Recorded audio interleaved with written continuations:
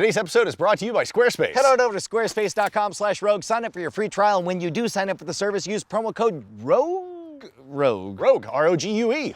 That's the one. No, I f***ed it up. It was a valiant attempt to save it. You get 10% at checkout. It's real close. That's gonna be it, isn't it?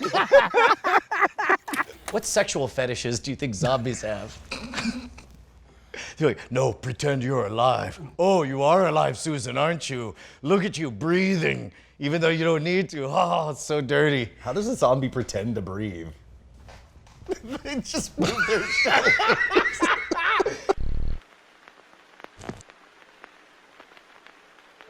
So in popular culture, I think most people think of the beginning of the American infatuation with zombies with Night of the Living Dead. Would you say that's right? Yeah, that not only changed America's awareness of zombies, but introduced them into pop culture. That changed horror movies. And on the flip side, we have the current infatuation. I think we're wrapping up as we record this near the end of The Walking Dead. Oh, right, yeah. Two things both of them have in common. Neither of them use the word zombies. Neither of them acknowledge the idea of zombies as a pop cultural meme. Yeah, I've gotten into many, many nerd arguments about this to where I have argued, well, in 28 days later, they're not zombies. Right, technically they're not zombies. They're ghouls or revenants. Look at Game of Thrones. Those are clearly zombies. Ain't gonna call them zombies. They're definitely zombies. Okay, so what do you think the story of zombies is?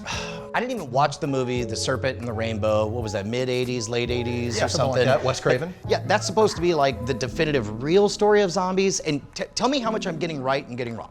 First of all, what we call voodoo is actually voodoo, which is an official religion that involves like voodoo dolls and more spellcraft practices. Kind of. Well, without getting into the weeds, it was Vodun in Africa. But then when they brought it over to Haiti as part of the African diaspora, it became voodoo. Like blended with Catholicism. Yeah, a lot of Catholic influences there. Like with any religion, as they start to spread out, there's a lot of syncretism and copying, and you see the edges start to blur. And I know there's something about a Bokur or also like paralysis. Somebody like when they waked up, they belong to the Bokur. Is any of this right? Yeah, that's actually in broad strokes pretty close. The Bokur in voodoo is actually a witch or a sorcerer, and they serve the Loa, the deities basically, with both hands, the evil left hand and the right hand. So they're often like sorcerers for hire. So they're kind of the evil guys. They're the bad guys. Okay, so is this a case where somebody happened to have died like from bear attack or something, and then you go to the Bokur and say, bring him back, and now they belong to the Bokur? Or is the Bokur the one that gives them some kind of toxin and then makes them look dead and then they bring them back? Well, that's where our story really starts. In 1980, a man walked into a Haitian village claiming to be Clairvius Narcisse, a man who had died 18 years prior. He looked a little worse for wear. He was a little disoriented and everything, and everyone checked him out, and he knew answers to questions that only close members of this guy's family would actually know.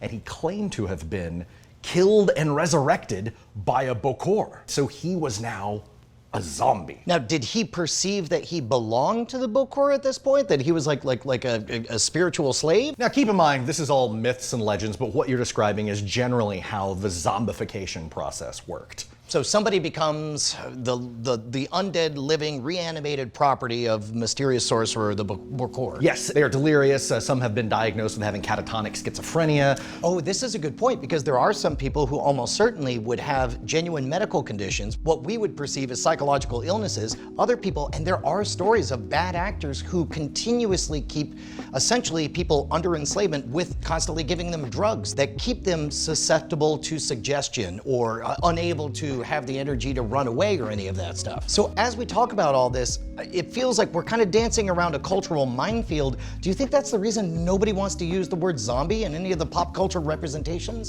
Maybe so, because there could be some accusations of cultural theft from people pretending to be a zombie, because it is something that is inherently tied to Haitian culture. So this story that we're talking about took place in around the early 80s. Was the word zombie used before then? Oh yeah, you can see movies dating back to like 1932, I believe, with Bela Lugosi's White Zombie, which was in fact about sugarcane plantations in the West Indies, and Bela Lugosi using voodoo magics to raise an army from the dead.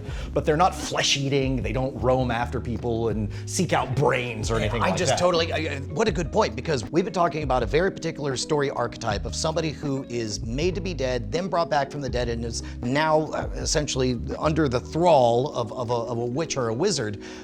Where did all the ideas of eating the brains and the human flesh? That's just traditional folklore from like ghouls. The entire world has myths about ghouls and revenants and things that rise up from the dead and feast on the flesh of the living at night. It just wasn't zombies. For the story we're talking about, is there anything to the science of any of this? I want to say something about poison dart frogs and pufferfish. That's all I know. Okay, you're actually kind of close.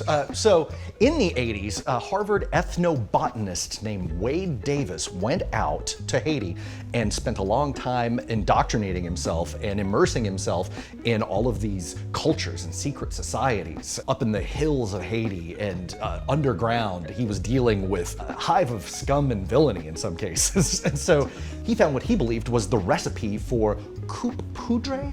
I'm not sure if I'm pronouncing that right, but it's the white powder, it's the zombie powder that Bokors would use on people to start the process. Dude goes down south, comes back, says, I found it, this is a magic powder that makes people into zombies. Pretty much. He studied with a bunch of the Bokors and he took several different recipes from all over the island and then went and studied them. And he found, out of 7 of them, 4 of them had the same components. Oh, okay, so this feels like a story where somebody goes and brings back to Western medicine something unusual that and says, for whatever reason, this seems to be a thing, and then Western medicine eventually studies it and makes, I don't know, Botox 2.0. Something like that. What he was trying to do was track down someone's recipe, right? And it's all passed down by the oral tradition. Oh, well, how do you make this chicken casserole? Okay, well, this guy over here makes it with I make it from the corpses of my enemies. Right. And so there were these 4 common ingredients. Something from the Hyla tree frog, which is just an irritant. Okay, right? I'm gonna call that a hit. Okay. Cane toad. I said frog, that sounds like a frog. Yep, got lots of toxins in there. Tetrodotoxin. Don't know what that is, but I'm gonna assume I was right. Pufferfish. Oh, I was definitely right. Yep. And human remains. Okay, that last one's gross, but also would make sense if, so we've talked about how there's a nocebo effect. The witch doctor shakes the bone at you, says you're gonna die. Because you believe you're gonna die, you get sick and you die. I would imagine that if what you want is power in your community, yes, you would want pharmacological elements that would actually do something, but it seems like psychologically speaking, it would be very, very powerful for there to be something gross in there, like the idea of human remains. Yeah, and also if you're using it to people who have grown up hearing about the actual real legend of zombies, it's gonna work on them a lot more than if you or I got hit. Think about how it builds your legend when you get like an assistant and you send him out, you're like, no, I'm gonna need you to dig up a few bodies. And you're like, because it's ingredients, and then somebody has to do it, and then other people hear about it, and the legend grows taller Exactly. for this witch doctor. Yeah, and so the tetrodotoxin is the key one, right? That puts people in a state near death to where even doctors sometimes will look at them and go, yeah, they're dead. And so they will actually get buried in some cases. At which point the Bokor goes back out and gives them a second powder, digs them up, gives them another powder that revives them and keeps them in a constant state of delirium and dissociative identity. So at that point, they're sort of on the hook pharmacologically, and you just keep them in that zombie-like state. Yeah, and if you think about the cultural underpinnings here, they're raising someone from the dead. They're digging someone up who is freshly buried. These people are thinking, oh, I'm a zombie now. And they're hit with this secondary powder, which is full of stuff like scopolamine, which is made from datura. And so they're disoriented all the time, they're hallucinating, they're dissociating from their identity, and they think, oh, well, I just got pulled up from the ground, so this guy owns me now. Yeah, so at this point we have a mysterious something that has some kind of benefits, and so I assume they found out all the benefits? Well, after all of the testing, Mr. Davis was emphasizing that yes, the tetrodotoxin is the main ingredient. They found very little in those samples. And all of the doctors that were working with him, all of the scientists, started to get really skeptical until a big movement started calling him out and saying, not only is this bad science, some of them were accusing him of fraud. Of straight up making everything up? Yeah. And so we have this fascinating Indiana Jones horror story, and then he comes back and the science doesn't hold up. As you know, I'm a hardcore skeptic and magician, and whenever I hear a story that becomes just a little bit too just so, all the alarms go off, and I'm just like, two on the nose, everything's too perfect, there's gotta be something. This sounds like a classic case of that. Here's what makes me think that yes, it was in fact a con. This is just my opinion, but he did receive pretty substantial fame and fortune afterwards. So he benefited from this directly. It's got a lot of the earmarks of a con, right? Man, so now you're saying that zombies aren't even real? What's next? Frogs? You gonna tell me frogs ain't real? We're gonna make some powder and try it out on the next Modern Rogue. Nope. Let's do it! Dude, I got a problem. Again, is it the rash thing? Because I don't want to see it again. You're not going to show it to me, are you?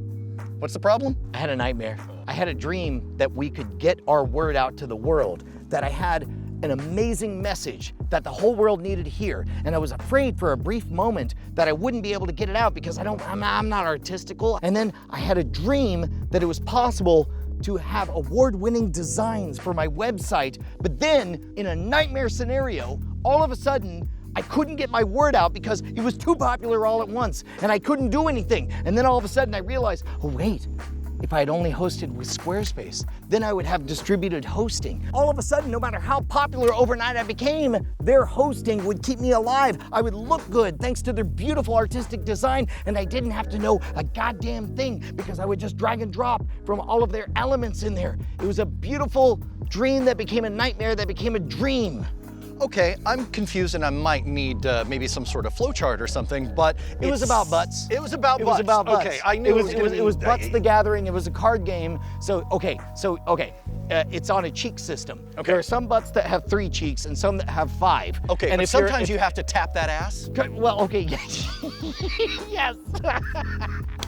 Yeah, you can never. Squarespace.com. They have award-winning designs. They do amazing work. They have distributed hosting. They will keep you loud, live, and independent. You can get your word out to every.